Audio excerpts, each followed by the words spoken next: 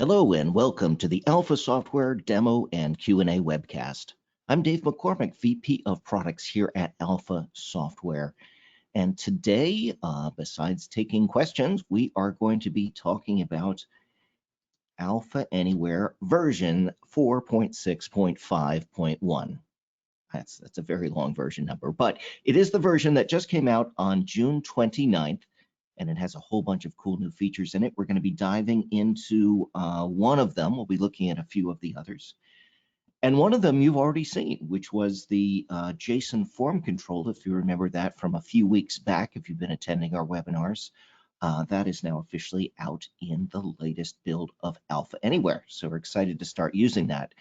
The JSON form control, for those of you who don't know, allow you to basically build very lightweight interfaces in your UXs. So you can actually make the UX load a lot faster for the user, but it's also for you, the designer, a bit easier to keep all of the controls organized in one place.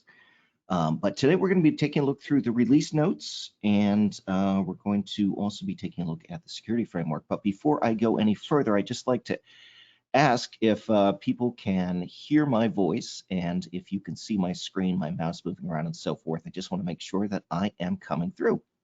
Excellent. Thank you very much. I appreciate you letting me know. Okay, so let's pop over here onto my Windows machine and we'll go into Alpha Anywhere. And here we are in Alpha Anywhere. And probably the best, one of the easiest ways to find the Alpha Anywhere release notes is right inside Alpha Anywhere itself. So you can go here into the help here and say view release notes and choose current. You can also just Google Alpha Software release notes. We are the first thing that comes up in Google. So we're going to scroll down here and I want to point out some of the cool new features, many of which we already have videos for, and in some cases components that you can download and try out. One of the neat ones here is the nested list. This is very similar to what the grid control will let you do. And so the grid control allowed you to create expanding rows. And so in the UX component, which is a more suited component for designing for mobile, you now have that same functionality. There's a little video on there. I'm actually going to play part of that just to show you what I mean by. There's not going to be sound, but if you just take a look here, what you've got is someone clicking on a particular customer, and you'll see that it's expanded to show orders for that customer. And by clicking on a particular order, you'll get to see the order details and the items and things like that that appeared in that. And so that's a cool new feature worth checking out, worth going into the release notes. Let's see what else we've got here. Okay, I'm going to pop over here back to new features. The next thing is the ability to resize panels in a layout. We've done some webinars in the past showing you how you can lay out panels. The panel system is a great way, especially well for both web and mobile applications, to organize your controls and have parts of your interface slide in or out or appear automatically and so on. But we didn't make it easy to allow the user to just basically click on a panel or the edge of a panel and resize it, kind of like you can do in some other pieces of software and other types of interfaces. That's now a capability in the panel layout, definitely worth checking out. A new thing is the property grid control, also worth checking out. It does come with a component. And there are some more videos here about that on the property grid. And then this one here, displaying active users. This is the one I want to dive into a little bit further today. So let's go ahead and take a look at that actually in the software. Now, I know that I've covered the web security framework. I think that was towards the end of last year, maybe the beginning of this year, and some improvements were made since the time that I had given the demos. And one of the improvements was some improvements to the web security setup Genie. And some further improvements have been made in this version. So I want to show that to you again from the beginning, because I find that it's a really good way to start a new application. And it's probably not the way that a lot of people used to start applications, but I'm thinking starting with web security makes sense. I'm going to show you why in a minute. The other thing is it's going to let us dive into data logging. So that's the ability to keep track of the activity that's happening on your application. So for example, when did someone log in? What records did they look at and things like that? Those capabilities become very important when you're designing HIPAA types of applications or things that need to pass SOC 2 certification. And they're a good security practice to have. So I'm going to cover a little bit of that today. And then in future webinars, I want to take what we're looking at today, in other words, the out-of-the-box web framework setup that the Genie gives you. And let's take a look in future webinars at some of the improvements that we can make to that. So I hope you guys are ready. Let's get started. I'm going to go ahead. I'm right here in Alpha Anywhere. I'm in my Web Projects control panel, and I'm going to create a brand new project. I'm going to say new project, and we'll call this webcast.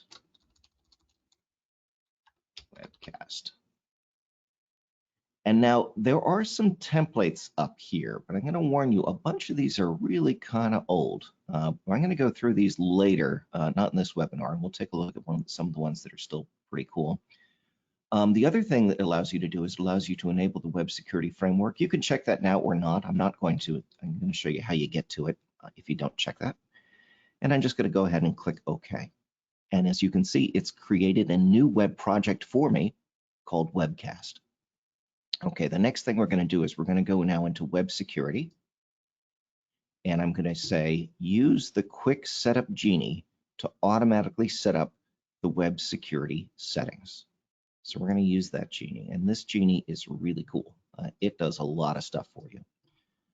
So starting up at the very beginning, it's going to ask you how many sample users and sample groups to create. I tend to just leave this at 5. It's going to create some users, things like user1 at alpha.com, user2 at alpha.com, and so on. You're going to delete all of those when you start putting your application into production, but it's good to have some sample users all set up. So I just leave that one alone. I do like to create a extended user information table. That's where I can hold a little bit more information about my users when they log in. So for example, we'll keep track of things like usernames and passwords. But if you want to keep track of more information about a particular person, for example, maybe they have a particular customer ID in your system, or maybe you just want to keep track of basic things like address and stuff like that, you could keep that in a user into the extended user information table. To do that, you simply click this checkbox here, and it's going to ask you for a connection string. We've been over the creation of connection strings in the past, so I'm just going to do what we've done here, which is click on that, and I'm going to use a connection string I already have, which is the Northwinds demo. And what this is going to do is it's actually going to build out tables in the Northwinds demo. It won't interfere with my Northwinds demo. It's just going to build additional tables in there. If I was doing this in a production environment, I wouldn't be using this Access database. I would be pointing this towards probably a SQL Server database that I have online someplace. All right, so that's all set up. And now there's another checkbox down here called Create System Tables. And I'm going to go ahead and check that and show you that a whole bunch of these options here appear. And so these are the different types of things that Alpha Anywhere can keep track of. Many of these were in the previous versions of the Genie, but in this new version of Alpha Anywhere, we have added an active users table. I'm going to go ahead and check that as well. And again, I'm going to use a connection string for the table here that I used before, which is the Northwind connection string. Now, these other ones are very interesting. The SQL log keeps track of what requests were made to your SQL database and by whom. There's a whole bunch of great things here. We've got component security, auditing, and if you want to know what any of them do, up here there's a link. What are the system tables? And it shows you all the different things. So for example, for help, it's used for creating customized help for the user gets when they press the F1 key in a grid or UX component. So there's a whole bunch of things that you can add here. Okay. Next up, so someone has asked, I see a question coming through. So someone has asked, what if you have an existing application? Can we just use pieces of the Genie to deploy? Yeah, you sure can. You can just run the setup Genie. It's going to take out your users and groups, I believe. So you're going to want to make a backup of them and basically add them back in if this is a running application. But it really shouldn't mess with anything else that you've set up. It still uses behind the scenes the same web security framework. But let's just keep going on with this. And then if you have more questions about your specific case, just go ahead and send it into guides, GUIDES @alphasoftware.com. And here we go. So I'm going to say, yes, I want to enable the security framework. So it says it's been enabled. And now what it's done for us is it's create some users and some passwords. So the user ID here is user1@alpha.com. Password is user1@alpha. And this first user is set up as an administrator here in our sample data. The next one is just a regular user, a user2. And you'll probably want to write down or just make a note of what these usernames and passwords are, because you're going to use them later on when you start playing with the stuff that Alpha builds for you. I'm going to go ahead and click close. And it's going to say you already have a database and you already have these tables here because I do. And yes, I can just overwrite them. So that's what I'm going to do. So that would be my warning to you, would be don't, there we go, is that you'd want to keep, if you're using this with an existing project, you want to back up your users, user information and then put that user information back in. I'm going to click OK, and it's going to analyze the components just to make sure that the version they were written in is compatible with the version we have, making any changes that are necessary. And now I have a choice. It's going to build for me, like it's built for me here, a whole bunch of files and pages and components. It's going to build for me a login page, and I get a choice as to whether I want to have my login page styled so that there's an image on the left and the username and passwords on the right, or there's an image behind. I'm going to choose image behind. The other thing you may notice here is it says use a JSON form in the login component. If you recall, JSON forms were the things that we were talking about a few weeks ago. Here's a little explanation as to why you might want to do that. And that is that all of the controls are kept in a JSON form, and it makes your UX a lot easier to read for you, the designer. It also loads faster for the user. I find that it is not that complicated to understand as the designer, and it definitely loads fast for the users. So I tend to, you can check it if you want or don't check it if you want. I don't think it makes a difference for me anyway. So I'm going to say image behind, and it's going to say, yes, go ahead and overwrite. And now what you can see is my previously blank web project now has a whole bunch of web components in it and some A5W pages as well. And what I can do now is I can go ahead and, well, let's take a look at the names of the pages here. So we've got this one called Login. That's the first page, as you can imagine. Then we have one called Insufficient Permissions. That's the page we send you to if you are trying to do something that you are not allowed to do, and then or you're not logged in. And then the last one is the Tabbed UI Master, and that is basically where most of this application sort of framework lives. So we call it the Security Genie, but it actually is setting up kind of an application framework for you all in one. So let's go ahead and do a live test. Doesn't really matter what I'm clicking on here. I'm just going to do live test. And it's going to ask me which page I want to run. I want to run the login page. And I do tend to clear the live test folder before publishing it. Just keeps my hard drive a little cleaner, so I'm going to do that.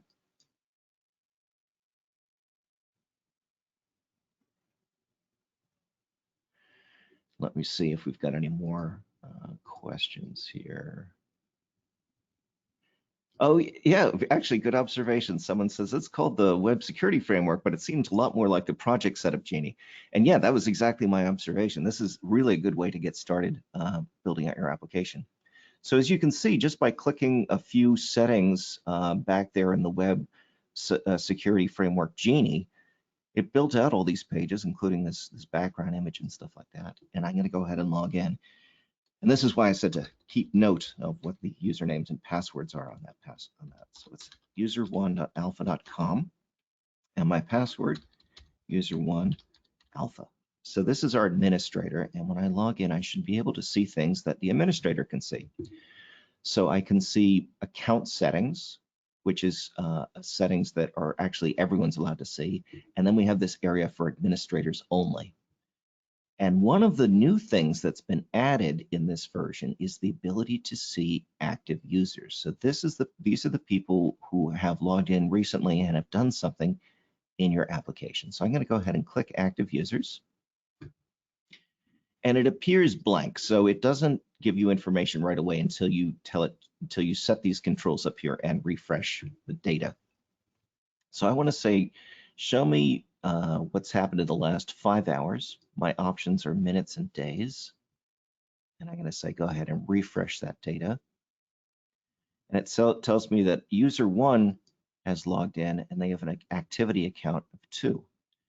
Now, so what are those activities that user 1 did? Well, if I switch from a summary to a detail view here in this dropdown and I hit refresh, it'll actually tell me. It told me I did a login and then I did 2 data refreshes, which I have, as a matter of fact. So let's go ahead and log out. Let's log in now as user 2. That's fine. And user 2 is not an admin. So user 2 at alpha.com, user 2 alpha. And you'll see they don't have those permissions there. But there are some things that they could do. They could change their password. They could do 2-factor authentication. And then this area here, home, this is where you could actually build out your own application. And in future webinars, this is what I want to talk about. I want to talk about how do we add some extra menu choices here so you can put in your own controls. And there are a few other things too. We'll get to that as we close today's presentation. Okay, so I've logged in. I haven't done anything, but I've logged in. I clicked on home. Maybe I went to extended user information, which looked me up. I don't think there is anything in there for user 2. That's taken a while. All right, well, we'll go back. All right, so the point is, we know that user 2 had logged in. Let's go back as user 1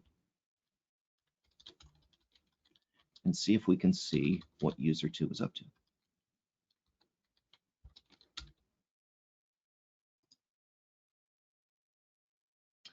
So I'm going to go back into active users.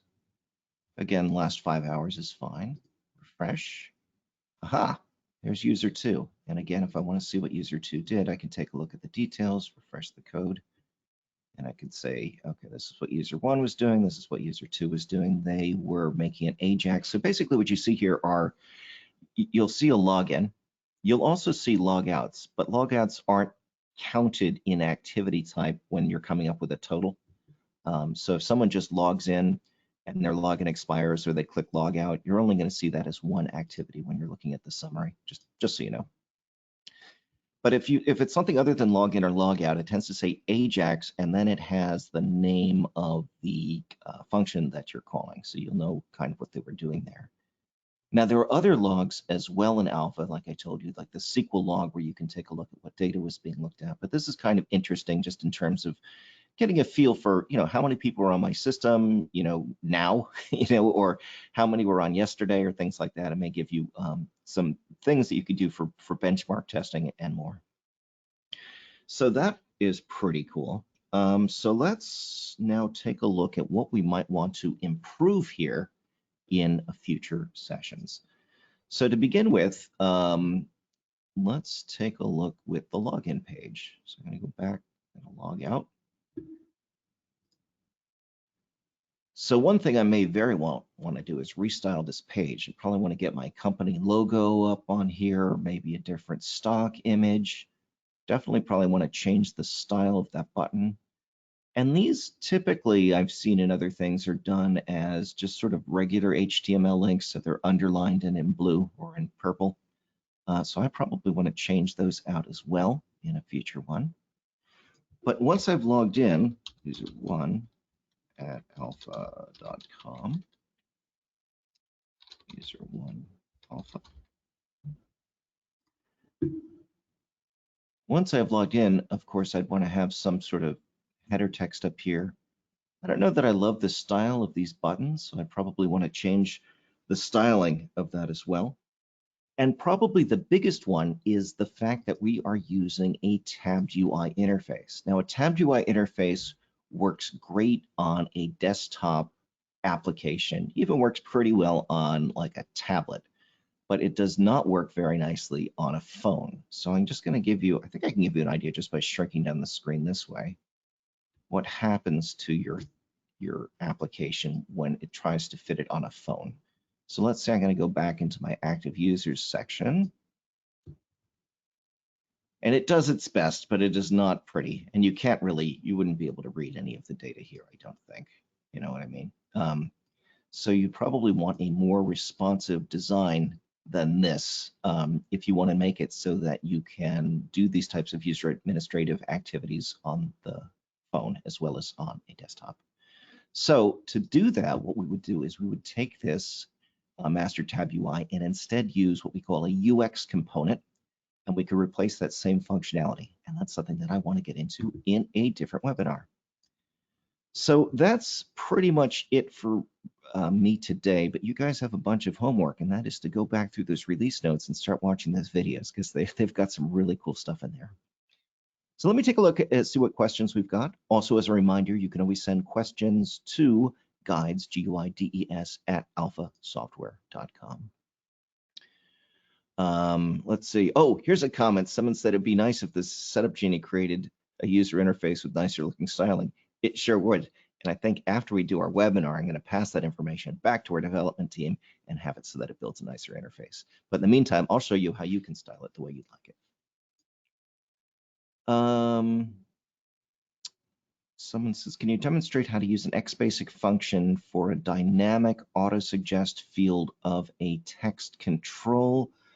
I don't know how to do that right off the top of my head, but I'd be happy to put together a little video on that one. So let me make a note of that. Auto-suggest XBasic. All right. Will Alpha Software be publishing the videos that we see here to YouTube? Yeah, the release notes videos do actually make it up onto YouTube, or they tend to on a fairly regular basis. If that's not happening, I'll take a look. We actually have two teams who post stuff on YouTube here. One just posts the webinars, which are sometimes a day or two late. Apologize for that. The other is a person that we have who basically just scans for new videos that someone has put out in a folder, and he tosses them up onto YouTube. So they should be there as well, but it's probably easier to find them right now just in the release notes. Okay, what else have we got here?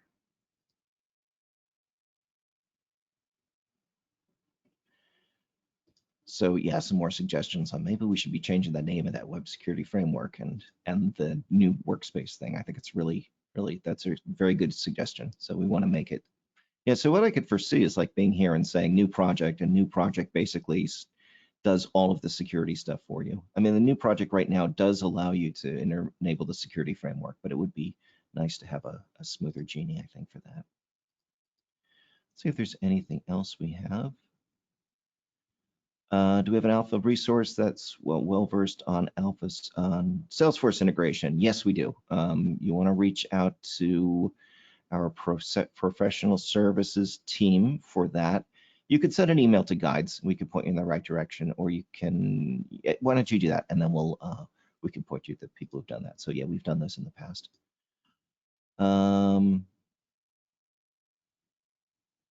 Oh, yeah, I'm sorry, I didn't get to this question before. Lottie files. I will take a look at that.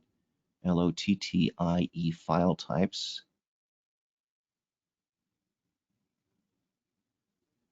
And I'll take a look at what kind of support we can offer for that. So let me make a note. Thank you. And what else have we got? That looks like it. Who do we contact for new sales? You can send an email simply to sales@alphasoftware.com.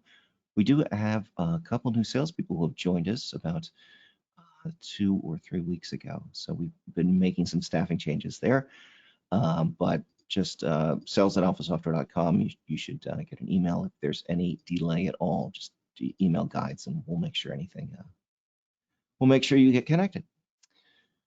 All right, well, that looks like it for questions. Hey, everyone, thank you so much for joining me today. I appreciate having you. And I look forward to seeing you in future sessions where we build out this Quick Start Genie application development system even further. Until then, take care and stay well. Bye-bye.